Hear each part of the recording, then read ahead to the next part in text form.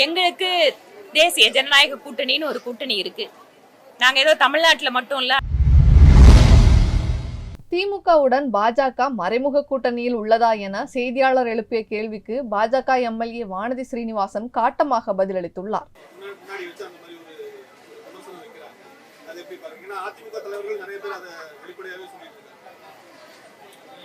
எங்களுக்கு தேசிய ஜனநாயக கூட்டணின்னு ஒரு கூட்டணி இருக்கு.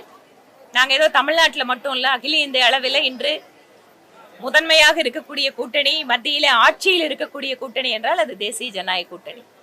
திராவிட முன்னேற்ற கழகம் காங்கிரஸோடு இணைந்து மற்ற கட்சிகளோடு சேர்ந்து யூபிஏ கூட்டணி வச்சிருக்காங்க.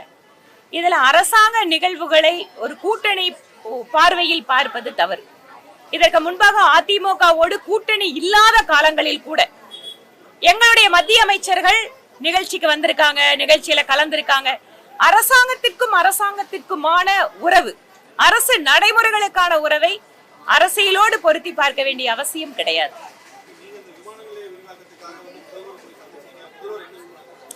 முதல்வர் என்ன சொன்னாருன்னா, நான் அவர் 9ஆம் தேதி கோயம்புத்தூர் வருகின்ற பொழுது அரசாங்க விழாவில் கோவை விமான நிலைய பிரச்சனை ரொம்ப வருஷமா கோயம்புத்தூரை பாதிக்கக்கூடிய பிரச்சனையா இருக்குது, இது பற்றி உங்களிடம் நான் பேச வேண்டும், எனக்கு நேரம் கொடுங்கள்னு கேட்டேன்.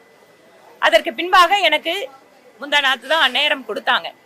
ஆனால் நான் நேரில் பார்க்கின்ற பொழுது பிரதமர் சொன்னாரு, கோயம்புத்தூர்ல இருந்து வந்த உடனே அதிகாரிகளை அழைத்து பேசி அதில் என்ன சிக்கல் நீடிக்கிறது என்பதை தெரிந்து கொண்டு இப்போது நிலத்தை எந்த நிபந்தனையும் இல்லாமல் மத்திய அரசிற்கு நாங்கள் வழங்குவதற்கு தயார் என கடிதம் எழுதிவிட்டோம் அப்படின்னாரு.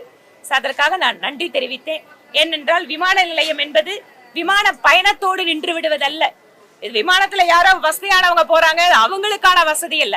விமான நிலையம் வந்தால் இங்கு லட்சக்கணக்கான இளைஞர்களுக்கு நாம் வேலை வாய்ப்பு கொடுக்க முடியும், புதிய தொழில்கள் இங்கு உருவாக்கப்படும். சுற்றுலா பயணிகள் வந்தால் அதையொட்டி கார் டிரைவர்ல இருந்து, டாக்ஸி டிரைவர்ல இருந்து, ஹோட்டல்ல வேலை செய்யக்கூடிய நபர்கள் வரைக்கும் இந்த மாதிரி எத்தனையோ நபர்களுக்கு இந்த பகுதியினுடைய பொருளாதார வளர்ச்சியில் பலன் கிடைக்கும். அதனால் இந்த விமான நிலையத்திற்கு இப்போவாவது அந்த நிபந்தனை விட்டுட்டு கொடுத்திருக்காங்க அப்படிங்கிறது சந்தோஷம். இப்போது மத்திய அரசாங்கத்திடம், அமைச்சரிடம் பேசி இந்த நடவடிக்கைகளை நாங்கள் விரைவுபடுத்துவோம்.